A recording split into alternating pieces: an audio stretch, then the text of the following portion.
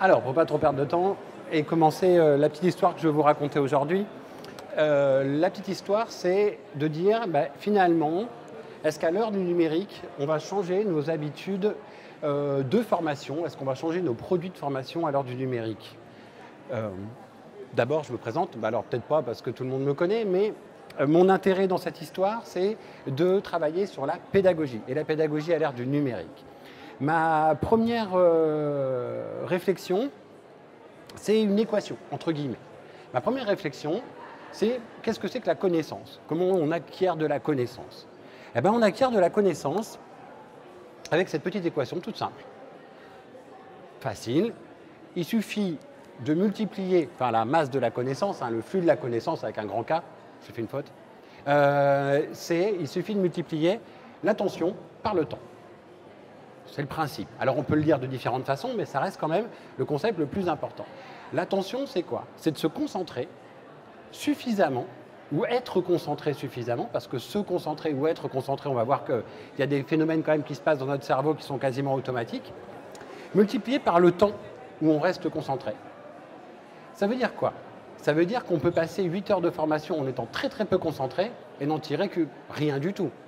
Je prends une échelle d'attention de 1 à 10 par exemple. Si mon attention est de 1 sur 10, quand je regarde quelque chose, j'ai beau y passer 10 heures, j'aurai accumulé un quota de 10 de connaissances, 10 fois 1 heure, c'est pas grand chose. D'accord? Il vaut mieux de me dire que finalement, si je me concentre 2 heures, d'accord, avec une attention soutenue de 10, j'en aurais fait le double. Donc c'est très important de faire en sorte que l'attention soit au centre de notre problématique. Alors je vais le rattacher au numérique, mon histoire, mais comment faire en sorte que les personnes soient attentives? Eh bien, d'abord on va les observer en situation, ces personnes-là. Il y a des progrès qui ont été faits, enfin des progrès, ils sont une date. J'ai consulté pas mal d'études traitant ici des neurosciences. Voilà. C'est quoi la neuroscience? Alors une neuroscience, c'est l'étude du système nerveux. Il en existe pour tout, dans la génétique, la biomoléculaire, tout ce que vous voulez. Moi, celle qui m'intéresse, c'est celle qui est cognitive, qui me permet d'évaluer le système nerveux en situation d'apprentissage. Situation d'apprentissage, c'est regarder quelles zones sont excitées quand vous faites un cours ou autre. Alors ça s'intéresse notamment à tout ce qui va être de l'ordre de la perception, de l'émotion, de tout ce qui va être de notre environnement d'apprentissage. On se rend compte que la première chose que nous montrent ces neurosciences, c'est que quand on vous demande d'apprendre quelque chose, ça doit être simple et ça doit être précis et facile. Ça veut dire que dès lors que vous allez entreprendre, qu'on va vous demander d'apprendre quelque chose, si le concept est simple et précis, vous allez mettre en place ce qu'on appelle la mémoire de travail. Et ça doit être simple et précis et monoconcept pour que vous gardiez en tête cette idée-là jusqu'au bout de l'aboutissement de votre compétence, de ce que vous recherchez à faire. Donc l'intérêt ici, c'est ces neurosciences nous apprennent que le cerveau, il opère une espèce de préchauffe. D'accord? Dès qu'il a un sujet, s'il est clair et monoconcept, il va le garder tout en mémoire. Donc le truc le plus important, c'est justement l'objectif de formation, le sujet que vous allez traiter. C'est la mémoire de travail. Cette mémoire, il faut la conserver. Alors en quoi ici on a révolutionné avec le numérique? Pour l'instant pas grand chose. Il faut juste avoir un sujet précis. Un sujet précis, toujours avec mon attention multipliée par le temps, ça veut dire qu'au bout du compte, si je veux conserver aussi pareil ma mémoire, ma motivation, il va falloir que mon temps de formation pour atteindre mon objectif soit court aussi. D'accord? Je prépare un sujet, je le fais travailler, je le teste, mais c'est quelque chose qui doit être court. En 1 heure, 1 heure et demie de temps, je dois avoir fini ma problématique d'apprentissage. Donc ici, on imagine bien qu'avec les applications numériques à disposition, on peut effectivement avoir ce genre de choses plutôt simplement. J'organise des petites séquences pédagogiques que je peux imager. On va voir après la forme de tout ça. D'abord, un objectif clair et précis, ça c'est sûr. Du coup, quand je vais en formation, il va falloir que je m'inquiète aussi de savoir et de bien préparer mon objectif. Ça peut être un objectif interne de formation. Typiquement, modifier la fiche client dans le RP de la société. Ça, c'est un problème qui peut s'apprendre, qui a un petit module qui ne dure pas longtemps. Mais au moins, c'est clair, c'est précis, j'ai un objectif qui n'est pas l'ERP de la société. Hein, je cible quelque chose. Je l'ai en mémoire, je sais si je sais le faire, je le teste, et après ça fonctionne. Là, je l'ai en mémoire, je sais si je peux le faire, je le teste. Tout ça, évidemment, avec le numérique, ça sera beaucoup plus simple. Organiser les séquences, préparer les tests derrière, on en a déjà des exemples, on le voit au quotidien, que ces outils-là, évidemment, sont faciles à mettre en place. Ça peut être aussi déposer une demande de congé, c'est un objectif de formation. Ça peut être aussi créer un diaporama pour animer une réunion. Et là, j'insiste bien sur, ici, mon objectif, il est clair. Je ne dis pas, j'apprends du PowerPoint. D'accord? Surtout pas. Je viens pour animer une réunion. Eh bien, ce que nous apprennent les neurosciences aussi, c'est que si je veux que mon sujet rentre bien, qu'il me soit utile et que je sois toujours concentré, attention, c'est toujours le principe, il faut que ça m'intéresse. Que ça m'intéresse ou que ça soit utile directement à mon activité. On en vient aussi, du coup, à tout ce qui va être plutôt formation à la carte. Je suis, par exemple, une personne qui désire se former sur ces diaporamas. Ben, je vais me poser la question de ce que c'est faire déjà cette personne et lui proposer un parcours à la carte. Dans ce cas-là, je vais faire que ce qui est utile pour elle. Elle va garder son attention soutenue parce qu'elle la demande, hein, cette personne demande ce type de choses. Je n'élargis pas à tout PowerPoint si j'ai besoin que 20% du contenu. Donc, pour faire ma formation, je me dis, tiens, la personne, elle a besoin de travailler pour animer une réunion. Peut-être elle a peut-être besoin être plus performante sur les images, sur l'animation en général, peut-être sur l'ergonomie en particulier, mais elle sait déjà utiliser du PowerPoint. Donc, on va ici juste prendre ce qui est utile. Donc, on est ici, effectivement, à l'ère du numérique, dans un découpage qui va pouvoir se faire par des formations modulaires, par des formations organisées, qui peuvent être aussi faites en entreprise. On a vu les concepts précédents. Ça peut demander un prof, comme moi, mais ça peut demander aussi quelquefois une petite séquence vidéo parce que je veux savoir ce que je fais et puis peut-être revoir. Hein. On voyait tout à l'heure, déposer une demande de congé dans une entreprise, c'est quoi? C'est peut-être un petit film qui va tourner en boucle ou que le salarié peut regarder de temps en temps, hein. Mais ce qui va libérer, et cette formation interne, elle est intéressante à l'heure du numérique. Pourquoi? Parce qu'on demande toujours à quelqu'un autrement. Vous savez, mon voisin, il sait faire, je vais lui demander. La responsable des ressources humaines pour les congés, je vais lui demander. On va prendre du temps aux gens qui ont autre chose à faire. Donc, mettre à disposition à l'heure du numérique des petites séquences pédagogiques. Alors, nous, on appelle ça des capsules, mais ça peut être une solution. Le but, c'est de trouver quelle est la bonne forme devant la personne à former. Effectivement, si je viens faire du PowerPoint, j'ai peut-être besoin d'un enseignant qui va me guider. Si c'est de l'ergonomie, c'est de discuter, échanger. D'accord? Ergonomie, c'est la meilleure forme à donner au moment où je m'y trouve. Et bien, dans ce cas-là, effectivement, le présentiel va avoir une utilité. Si c'est répéter un geste pour apprendre un logiciel, ça ne sert à rien, je peux avoir une petite séquence vidéo. Si c'est pour me rendre compte plus largement d'une situation, je vais peut-être avoir besoin d'autre chose. Typiquement, je teste des personnes sur la sécurité des lieux, par exemple.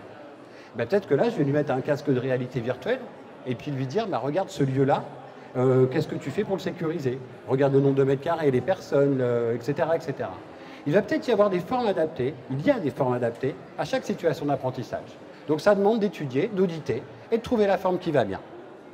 Donc ce qui est utile, c'est plus que tout. C'est ce qui fait que la personne s'intéresse à ce que vous lui racontez. Si ce n'est pas utile, ça va passer par-dessus. Qu'est-ce que nous retenons dans la forme finalement? Alors, j'ai fait un petit... c'est un peu caricatural, mais grosso modo, on nous dit que nous retenons 10% de ce que nous lisons.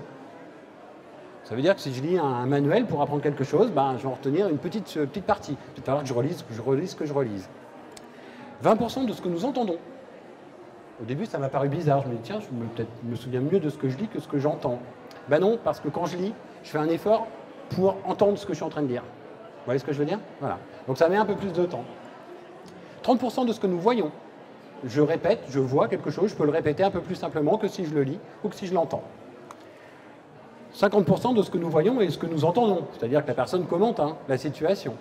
Alors là, pareil. Mais ce que nous voyons quand même. On n'est plus avec, à l'heure d'un cours magistral où on décrit une situation. Là, on la voit. Vous avez un geste à apprendre, je ne sais pas moi, vous êtes conducteur d'engin, on va vous montrer comment ça marche, on va vous donner des explications, et là derrière vous allez être un peu plus évidemment efficace que si on vous a juste parlé sans rien vous montrer. Et nous retenons 80% quand nous participons, quand nous refaisons. D'accord? Donc c'est évidemment ce type d'élément qui nous fait trouver la bonne forme pédagogique pour trouver ce qui va aller. Alors est-ce qu'on peut toujours participer? C'est peut-être là que l'ère du numérique va nous aider. Participer, oui, mais quand c'est pas coûteux. Moi, je veux bien participer pour effectivement travailler sur des machines complexes, sur des engins, sur des concepts métiers ou autres, mais c'est pas toujours facile de mettre les personnes en situation d'apprentissage. C'est là où finalement, je pense que le numérique a quelque chose à apporter. On parlait de réalité virtuelle, vous l'avez vu sur le centre, hein, on s'y intéresse de plus en plus. C'est parce que justement, cette réalité virtuelle va pouvoir nous apporter comme si on y était, grosso modo, comme si on y était. Et on va pouvoir multiplier les situations. Je suis face à une situation, je suis face à une autre, vu qu'elle est virtuelle, je vais pouvoir la multiplier et faire en sorte que la personne soit réellement opérationnelle dans la pluralité des situations. C'est là où le numérique a un apport aussi encore. Mais la vraie révolution du numérique, je pense qu'elle est là-dedans, dans le stockage et l'accessibilité. La révolution du numérique, entre guillemets, c'est quoi? C'est de pouvoir accéder à l'information tout le temps, tout le temps, tout le temps. Reprendre une séquence, si elle est filmée, je peux faire pause, revenir, etc. Apprendre à l'heure du numérique, c'est justement, je pense que c'est ça qui va ici être important. Rechercher l'information. À l'heure du numérique, ça c'est évident. J'ai besoin d'informations, elle est stockée. Ça c'est possible. Ça ne l'était pas avant. Hein. Avant le numérique, on ne recherchait pas de l'information. On avait des gros dossiers, on avait des livres. Alors, apprendre à l'heure du numérique, moi j'ai été élève au néolithique, pas au paléolithique quand même. Au néolithique, j'étais élève, il n'y avait pas d'internet, il n'y avait rien du tout. Moi, quand je voulais un livre, je me souviens pour mon mémoire de maîtrise, quand je voulais un livre, pré-interuniversitaire, 3 semaines, et au bout de 3 semaines, on vous disait, non, vous ne l'aurez pas. Là, vous voulez un livre, allez, si vous avez envie de l'acheter, c'est 10 minutes sur Amazon et 2 jours chez vous. Et si vous voulez le lire en ligne, c'est tout de suite. Donc l'information, elle est accessible pour tout. Ça, c'est la vraie révolution du numérique, je pense. C'est cette accessibilité, cette facilité de recherche qui va nous aider à trouver tout ce qu'on veut.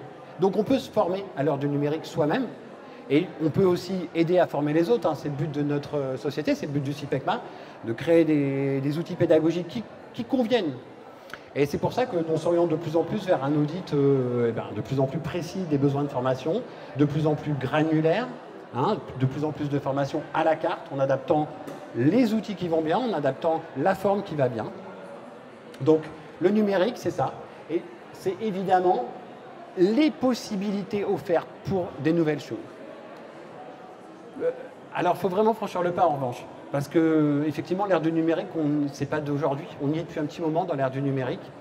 On devrait pouvoir on devrait déjà vivre ces situations d'apprentissage rénovées par des nouveaux outils, par des nouveaux moyens. Le fait est que c'est peut-être à nous, centre de formation, de proposer ces nouveaux outils pour que les entreprises s'en saisissent, mais on reste quand même sur des formes encore qui sont un petit peu anciennes. On est toujours dans du cours magistral, on est toujours dans des choses comme ça. L'école n'a pas beaucoup changé depuis le numérique. C'était une citation, si le sujet vous intéresse, il y a André Tricot qui travaille sur le sujet, qui est quelqu'un de passionnant, et qui a donné une citation l'autre jour en disant les livres à l'école vont devenir obsolètes. J'ai pas l'impression que je vois le cartable de mon fils, ça n'a pas changé. Cette citation, elle date de 1913, Thomas Edison avec l'invention du cinéma. J'ai pas vu la révolution venir, moi, du coup, depuis 1913. Et bien pour qu'elle existe, cette révolution, pour que vraiment il y ait un changement, parce que là, on a des outils de plus en plus, hein, vous avez vu, hein, il y en a partout des outils. Est-ce qu'un jour, on va les utiliser en formation? Est-ce qu'un jour, on va changer cette façon de faire, ces cours?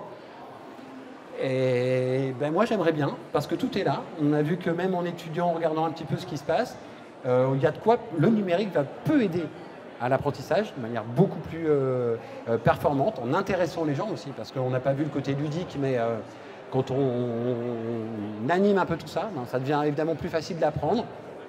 Donc il y a moyen, mais il faut que tout le monde s'y mette.